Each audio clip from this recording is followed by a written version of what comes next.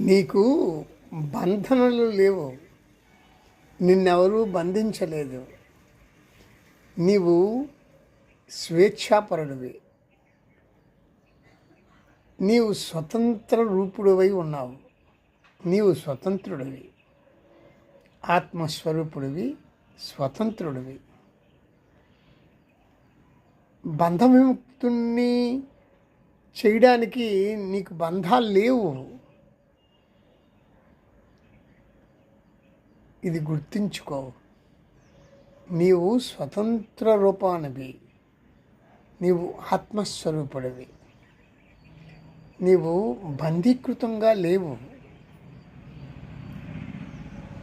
స్వేచ్ఛను కూడా ఈ మనిషి అర్థం చేసుకోక దాన్ని తప్పుడు దారిలో వినియోగించుకుంటూ ఉంటున్నాడు. స్వేచ్ఛను కూడా సరిగ్గా అర్థం చేసుకోవాలి ఈ మనిషి. నీవు స్వేచ్ఛాపరుడివే. దాన్ని ఉపయోగించుకోవడం కూడా నీకు రావాలి కదా. రాకపోతే స్వేచ్ఛను ఎలా ఉపయోగించాలో తెలుసుకోకపోతే నీకు బాధ తప్పదు, దుఃఖం తప్పదు. ఆ స్వేచ్ఛ వల్లనే.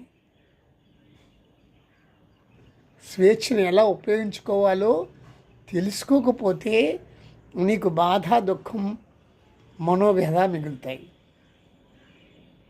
ఇది నేను చెప్పాలనుకున్న విషయం. ఎందుకంటే నీవు ఆత్మస్వరూపుడివి, నీకు బంధాలు లేవు. ఇంకొక విషయం చెప్తున్నా. ఏదైనా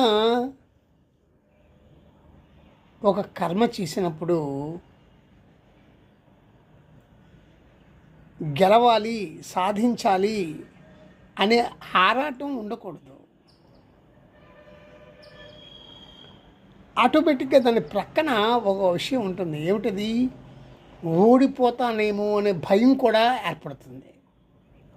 ఎప్పుడైతే ఆరాటం వస్తుందో ఆ యాంగ్జైటీలో భయం కూడా ఉద్భవిస్తుంది.